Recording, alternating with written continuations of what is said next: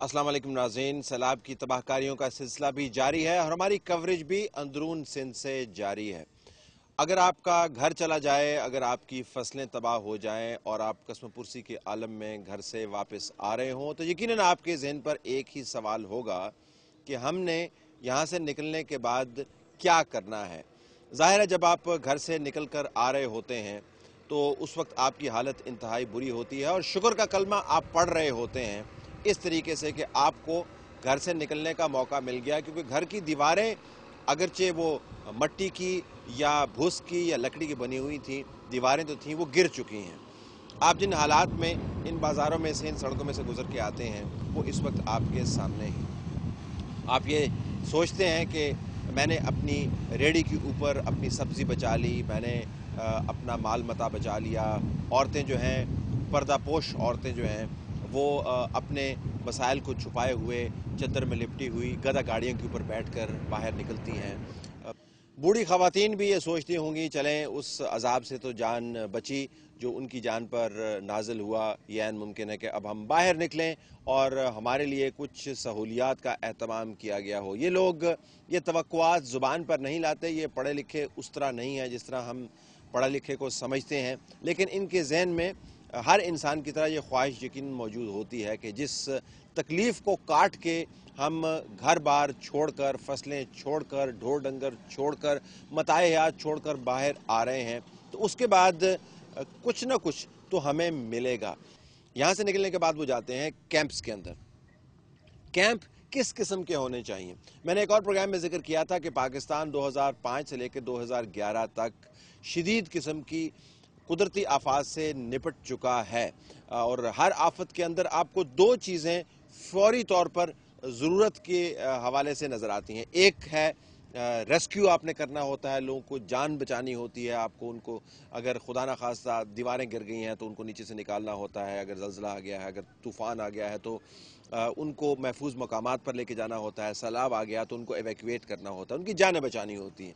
जानें बचाने के बाद उनको फ़ौरी इब्तदाई तिब्बी सहूलत फ़राहम करनी होती है और उसके फ़ौरन बाद उनके राशन, उनकी रिहाइश और उनके रहन सहन का बंदोबस्त करना होता है। यानी उनको हमने कैंप के अंदर डालना है। पाकिस्तान में लाखों की तादाद में लोग दरबदर हो चुके हैं पिछले 7-8 सालों में बिलखुसूस, और अगर आप 1970-71 के वाक़यात को भी जहन में रखें जिसके अंदर साइक्लोन का मैं जिक्र करूँगा, तो उस वक्त से लेकर अब तक हमने दर्जनों छोटी और बड़ी आसमानी आफात जो हैं वो भुगताई हैं। इन आफात से निपटने के लिए हमारे पास यकीन एक्सपर्टीज़ मौजूद होनी चाहिए। ज़लज़ले के बाद और आखिरी साल के सैलाब के बाद तो ये कहा गया कि हमने अपनी एक्सपर्टीज़ डेवलप कर ली है। एक्सपर्टीज़ अगर डेवलप कर ली है तो फिर उसका इजहार भी होना चाहिए। इन एक्सपर्टीज़ का जो पहला इम्तिहान होता है उन लोगों की तरफ से जो लोग अपना घर बार छोड़ के आ रहे होते हैं, वो इम्तिहान होता है कैंप। कैंप हम कैसे चला रहे हैं, कैंप हमने लोगों के लिए किस किस्म के लगाए हुए हैं, कैंप में किस किस्म की सहूलियात मौजूद हैं, कैंप किस जगह पर लगा हुआ है। आज के प्रोग्राम का मकसद है आपको ये बताना कि रियासत और हुकूमत जो ये कहती है कि कुदरती और आसमानी आफात पर हमारा कंट्रोल नहीं है, और सही कहती है, कम से कम ये तो कर सकती है कि पिछले इतने सालों से आने वाली आफात से एक सबक सीख ले। और सबक क्या है कि लोग जब घर की तरफ आएँ तो कैंप कैसे चलाना है। आइए हम आपको दिखाते हैं सिंध के अंदर वो तमाम एक्सपर्टीज़ जो इस्लामाबाद में जिसके बड़े बड़े दावे होते हैं, उनका इजहार कैंपों की सूरत में कैसे हो रहा है।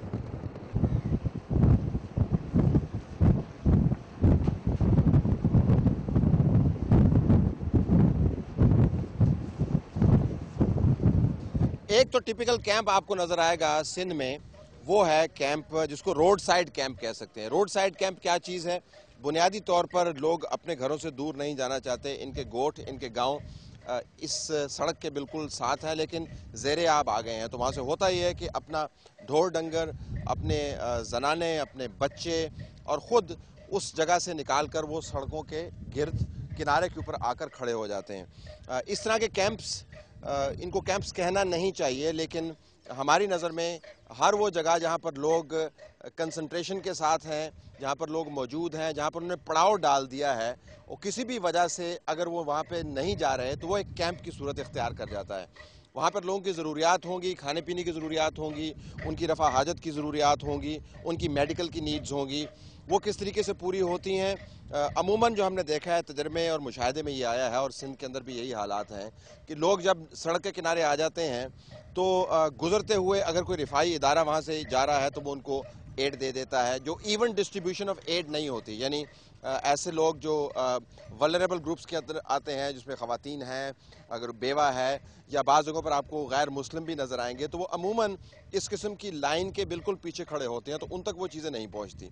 दूसरा मामला ये होता है कि अगर हुकूमत वक्त किसी एहलकार की नज़र उन लोगों पर पड़ गई और गुजरते हुए उनके पास सरप्लस एड हुई तो वो वहाँ पर डिस्ट्रीब्यूट हो जाएगी, लेकिन इन कैंप्स को ऑफिशियली रिकग्नाइज नहीं किया जाता, जिससे मुराद ये है कि यहाँ पर लोग मौजूद हैं, उनके बच्चे भी हैं, उनकी औरतें भी हैं, वो ख़ुद भी यहाँ पर मौजूद हैं और ज़िंदगी गुजार रहे हैं। हो सकता है आज से नहीं गुजार रहे हों, पिछले 3 हफ्तों से गुजार रहे हों, मुमकिन है 4 हफ्तों से गुजार रहे हों, वहाँ पर मौजूद हैं। ऑफिशियली ये कैंप डेजिग्नेट नहीं होता, यानी जब ऑफिशियल मीटिंग्स होती हैं तो उनके अंदर इन कैंपों को किसी किस्म की रिकग्निशन नहीं दी जाती, जिससे मुराद ये है कि इनके लिए किसी किस्म का कोई पैसा एलोकेट नहीं होता। ये सितम ज़रीफ़ी है पॉलिसी की कि एक तो लोगों को ये कन्विंस करने पर बहुत वक्त लग जाता है कि उन्होंने ये जगह छोड़नी है। जब वो छोड़कर किसी जगह पर आकर बैठ जाते हैं तो फिर ये उसको बहस चल निकलती है कि क्या इन लोगों को यहीं पर ही बैठा रहना चाहिए या इन लोगों को अपने घरों से दूर निकल कर उन कैंपों में जाना चाहिए जो हुकूमत ने ऑफिशियली डेजिग्नेट किए हैं।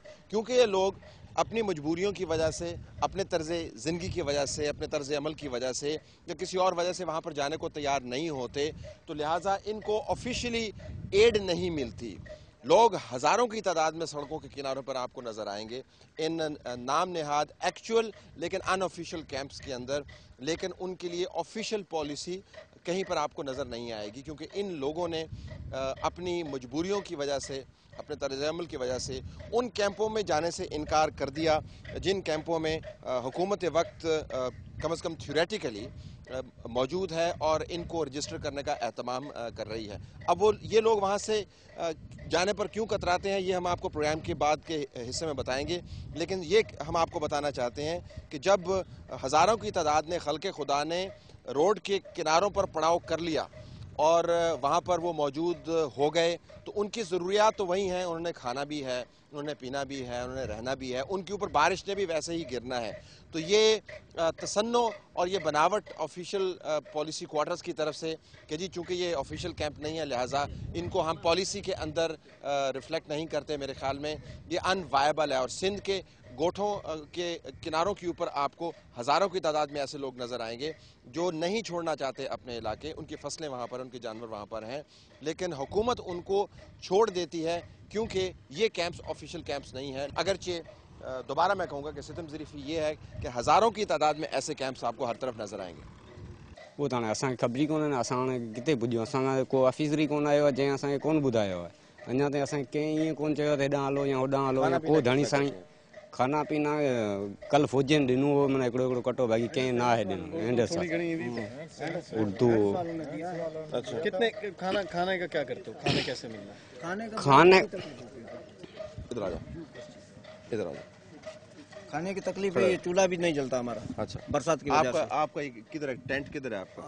यही है हमारा, ये घर इधर ही है। पक्की बात यही है? हाँ। अच्छा, तो चूल्हा खाने का किस तरह करते हैं? पीने का पानी किधर से आता है? पानी इधर हैंड पंप है, उधर से ले आते हैं। ठीक है। खाने का किस तरह? खाने का बस ये कोई कभी पकाते हैं, कभी बेचते हैं, गवर्नमेंट देती है, और कभी आते हैं तो वो थैली बत की वो दे जाते हैं, तकसीम होते हैं थाले यहाँ पे। ठीक है। डॉक्टर यहाँ पे आए? हाँ, डॉक्टर आए हैं। ठीक है। हाँ, डॉक्टर भी हम मेडिसिन दे जाते हैं, हम उधर भी जाते हैं। कोई भी ऐसी होती है ना बात, कोई बच्चा ठीक नहीं होता, पंगरे ले जाते हैं मेडिसिन। फौजी है वो भी हैं, ठीक है, वो उधर से ले। आपके लिए ज्यादा आसानी ना होती कि उन जगहों पर जाते जो हुकूमत ने बनाई हुई हैं आपके लिए कैंप? नहीं सर, उससे हम इधर सही बैठे हैं। उससे सही बैठे? हाँ, सही बैठे हैं। उसी वजह से कि हमको यही है कि इधर पानी पीने का भी सही है, हमारे बच्चे हैं वो भी सबको पर्देदार होते हैं, इधर ही उठने बैठने में सही हैं हम। ठीक है। हाँ, ठीक है। अभी आप अपने गोठ में अंदर जाते हैं फिर वापस आते हैं चीजें लाने के लिए? नहीं कुछ भी नहीं, उधर पानी बड़ा बहुत पानी है। ठीक है।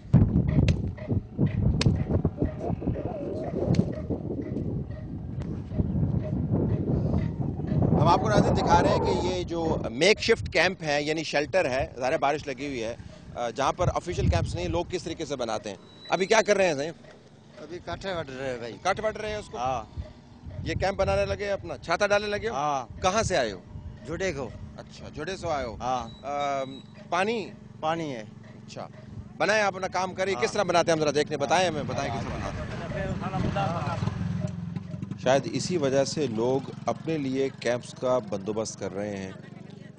इनके लिए झोंपड़ी खड़ा करना जुए शेर लाने के मुतरादिफ नहीं है। इनमें से बहुत से लोग झोंपड़ियों के अंदर ही रहते रहे हैं। इनको इल्म है कि किस तरीके से दरख्तों की सूखी हुई शाखों से और उन डंडों से जिनको हम जैसे लोग फेंक देते हैं एक घर तामीर करना है। ये बहुत क्रिएटिव लोग हैं, इनको इस काम में बहुत महारत हासिल है।